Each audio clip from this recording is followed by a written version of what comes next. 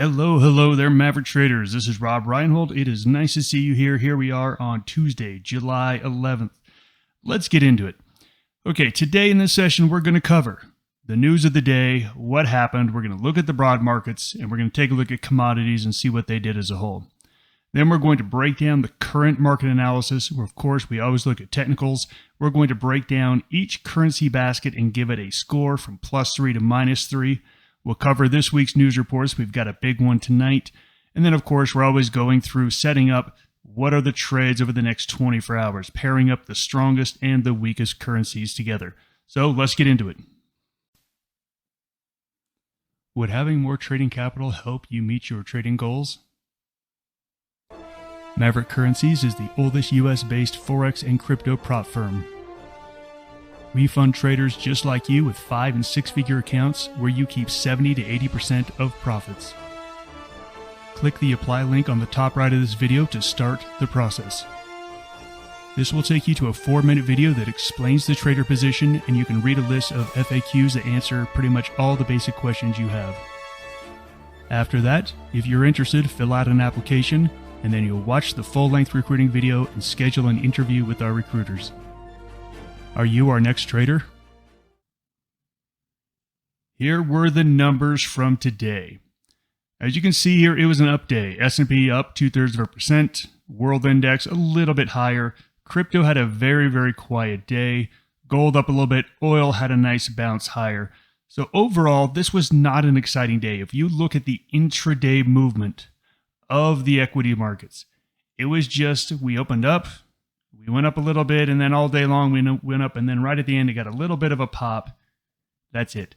There was not a lot of intraday volatility, and it really was because we don't have a lot of news here. There's a big news report tomorrow out of the US CPI. We'll talk about that. But really, this is one of those days where there wasn't much news out there, so stocks tend to drift higher. The little bit of news we did get, there's a Bitcoin ETF. This is a spot ETF. Now, I want to go through that very quickly here. There are Bitcoin and Ethereum ETFs right now, but they're not what's called the spot market, meaning the current price of Bitcoin. They're all based off the futures. And the futures right now aren't completely tracking 100% with the underlying, and it makes it to where a lot of investors don't want to invest in these futures-based ETFs.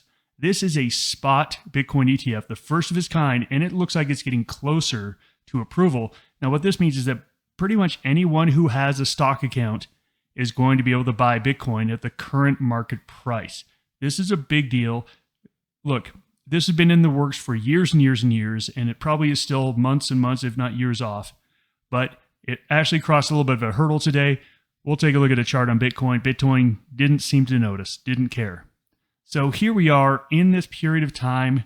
We didn't really have a lot of news. Now, if you remember over the weekend in the currency room, Anka and I talked about how we didn't love the first part of this week.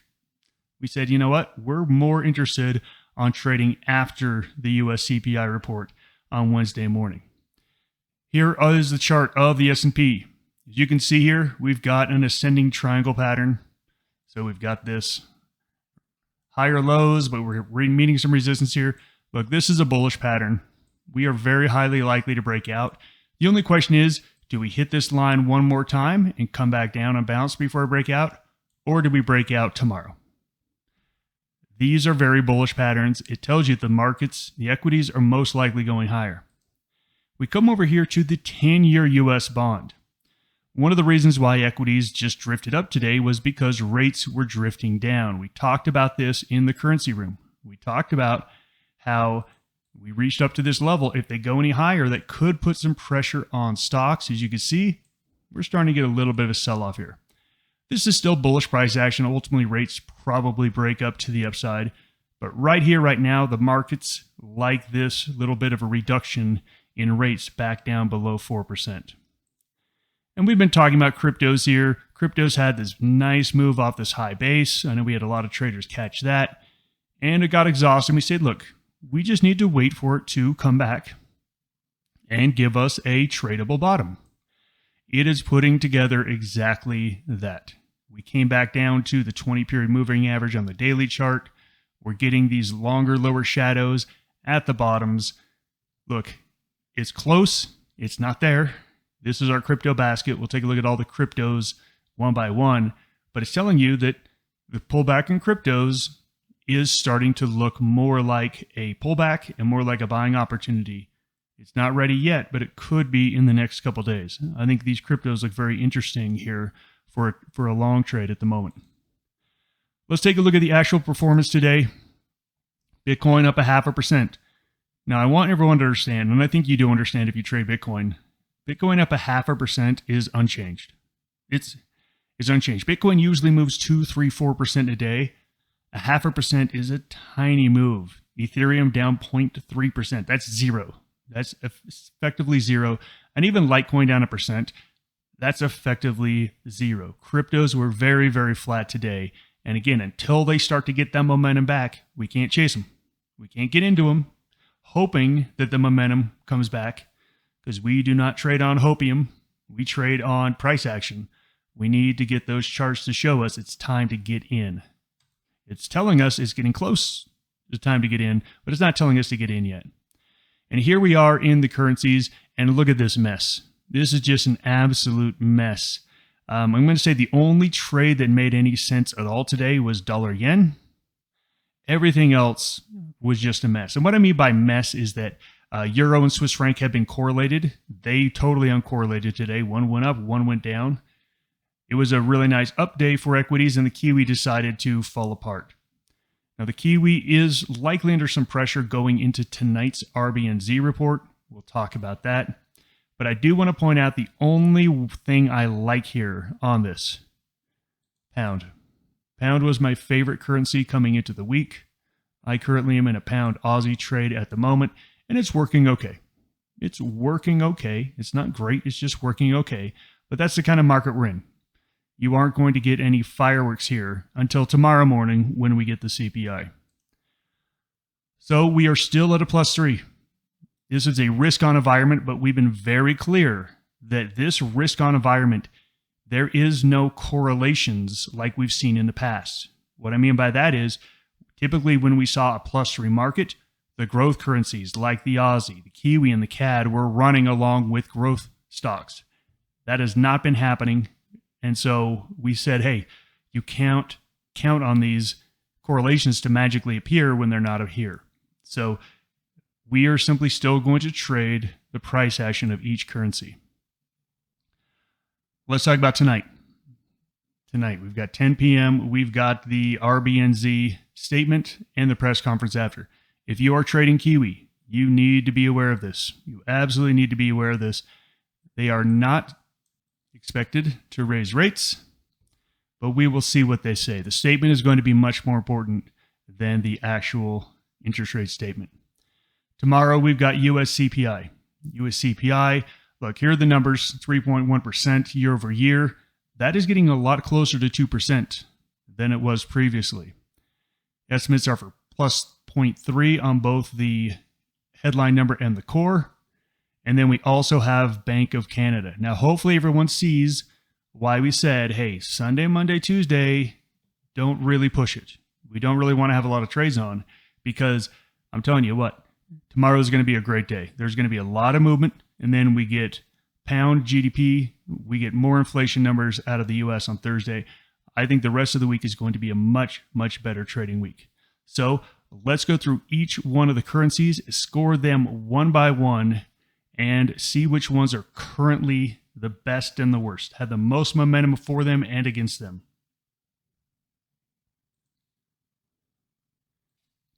Let's jump into the cryptos first. The basket said, hey, get ready to buy. These things potentially could be making another leg higher. It's not there yet. If I go back to the basket, this is the basket, and you can see it saying, hey, you know what? We got a nice little reversal here, but there was no follow through today. We need to see a candle like one that it opens up at the bottom, closes at the high, something a little stronger here. It is so close. These are so close to going, but this is the basket overall. Let's see if we can find anything on an individual basis that looks better. Now, I do like Bitcoin here. Bitcoin has been my favorite. I've been talking about Ethereum for the last couple of weeks, and I had to admit that Ethereum wasn't the strongest one. I'm now saying Bitcoin is the one I want. And I said, look, buying it off the bottom of this low base or this high base is not a bad strategy. I still think you can do it. If we do break out and run, you have a fantastic cost basis on this. I really love to scale into positions, doing some pyramiding or dollar cost averaging the good way, where you take some position here. If it goes up a little higher, you're taking our position. If it breaks out at 31.6, you take the other third of the position, and you've got a nice, easy trade because, again, you didn't get any pressure put on you at first because your first position was only a third of the position. So if it didn't work out, there wasn't any real pressure to bail on it. You could simply be patient on it.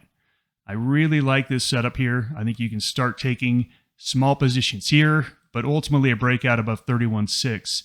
And I think that is a very nice price here on Bitcoin. Bitcoin Cash, I'm just going to skip this one. This one already had its run. It already spent its gas, so I'm looking elsewhere. And this is what I was talking about with Ethereum. I said I had to admit that it just didn't have it. It was high on my list. I liked it better than Bitcoin. And then really when it pulled back here and look at this price action, I don't want to mess with this. When you have this kind of a pullback and you don't bounce back and you give me this kind of action, no thanks. I'll look elsewhere. And then Litecoin. Look, if Bitcoin didn't exist, I would like Litecoin the best.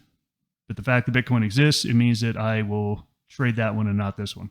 This has had a nice pullback. We haven't had really any indication. We have indications that it's going to hold this level. We don't have any indication that the buyers are going to rush back in at this level. So Litecoin is a little too early to buy as well. Let's talk about this yen. This yen's having a monster rally off of what was an abysmal last 2 months. Well, maybe it's longer than 2 months. 3 months. Totally abysmal. So we're getting a bounce. We're getting a bounce, and I drew these lines on Sunday. Sorry, I'm used to saying on Sunday, but we used to hold the currency room for 13 years every Sunday together. So over the weekend, we now have broken through this first line. So here we are. We've broken through this first line. It looks like we're going to hold it. I think the yen's got more upside potential. Now look, that doesn't mean I want to be long the yen for the next 2 months. I definitely do not. I'd much rather be short the yen for the next 2 months. But over the next 2 days, I absolutely want to be way more long than short yen. Coming in here to the dollar.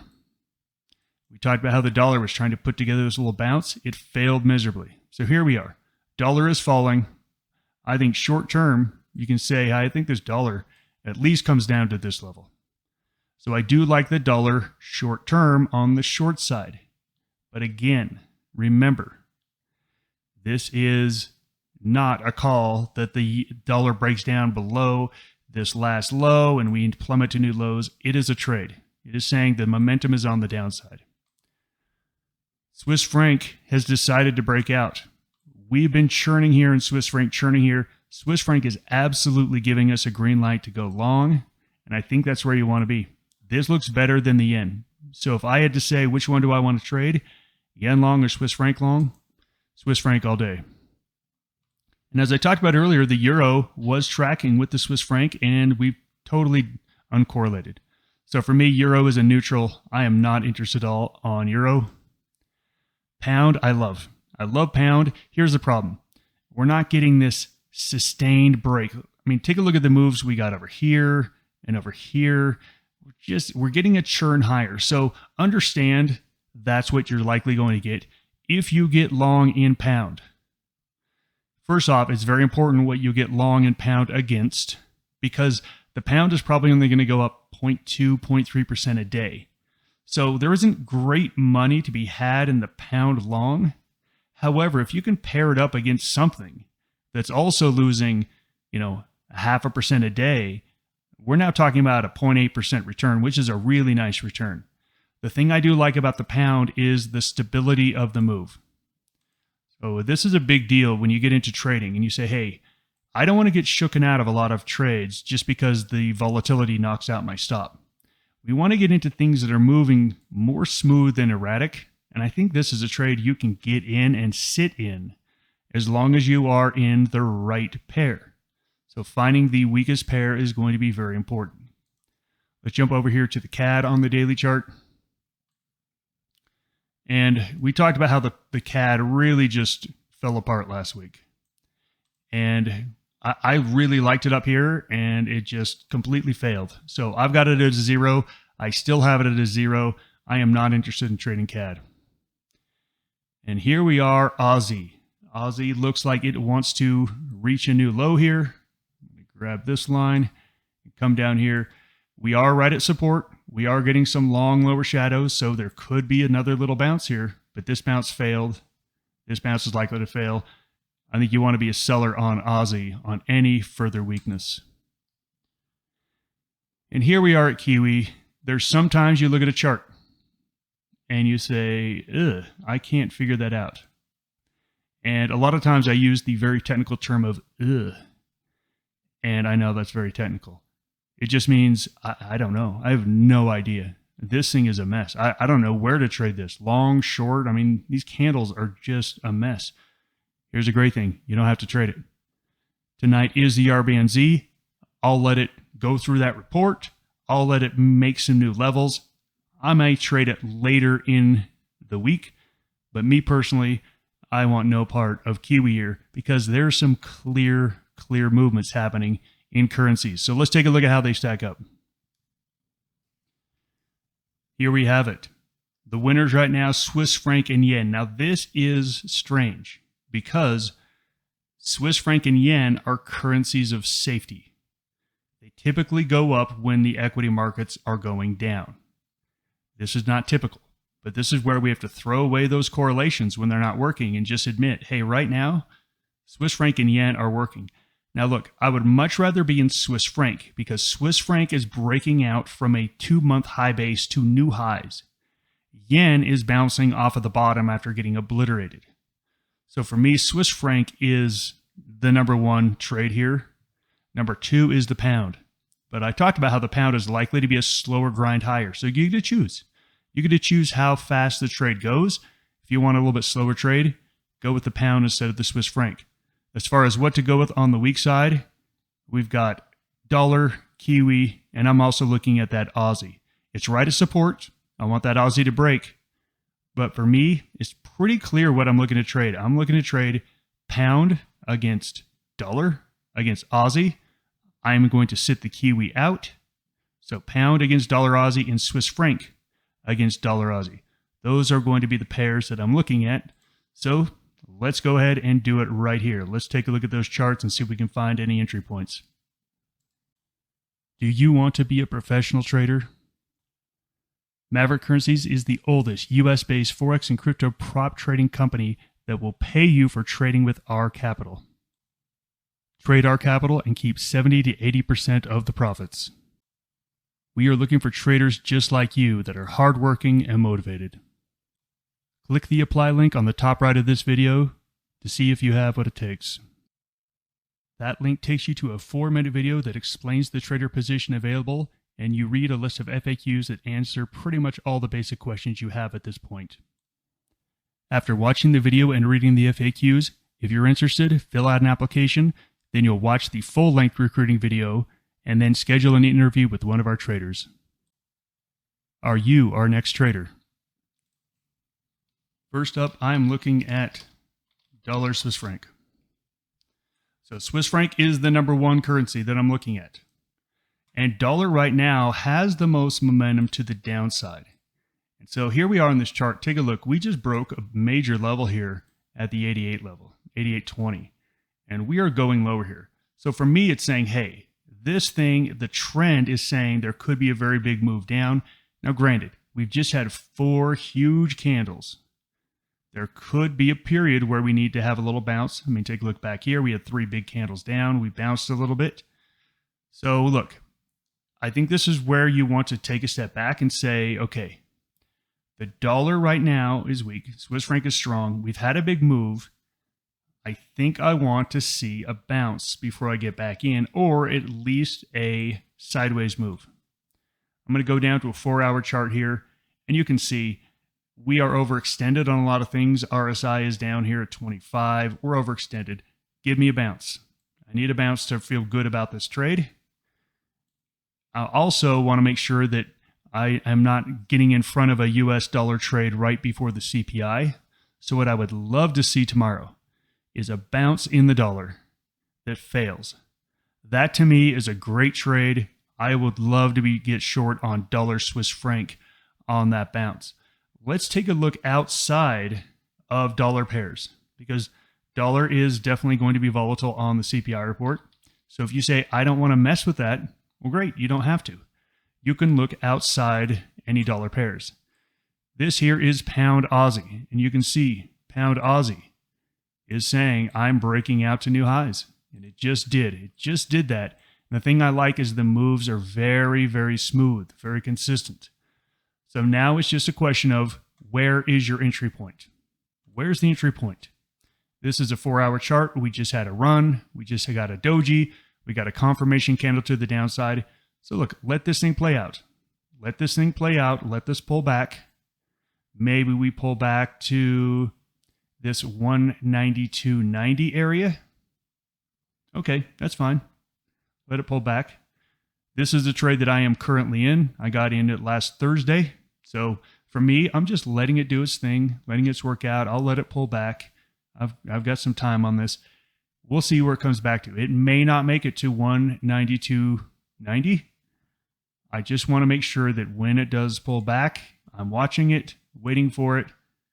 When it gets to a point to where it's clearly back to a green candle race, I want to get in it. 192, actually 193 would be the optimal. If I could draw out the future, I would want it to pull back to 193 and then bounce off that, and I would get in somewhere around 133.30, 133.40 when I'm convinced that, hey, the momentum's coming back in it. I actually never get to write the script. The market writes the script, so we'll have to see what happens. But for me, pound Aussie, I'm much happier looking at this pair than I am looking at anything else before the CPI tomorrow. Let's wrap this up. RBNZ tonight, we are meeting live together as a firm. So join us, Mavericks. And if you can make it, please come. If not, we will record it as always. You don't have to trade it, but it's always fun to watch a professional trader break down the trade, go through the news, watch the news happen together, and get some commentary. And then if there's a trade to make, great. If not, then we'll say, hey, it's nice hanging out with everyone, and we'll go. So come join us if you can. Other than that, I think you want to start to become very active after the CPI report tomorrow. I am looking to short any dollar pops. That is my number one trade after the CPI report. If the dollar pops and it fades, I'm going to be all over it. That's the trade I'm looking for tomorrow. Thank you so much for joining me. That is the currency recap. Goodbye, everybody.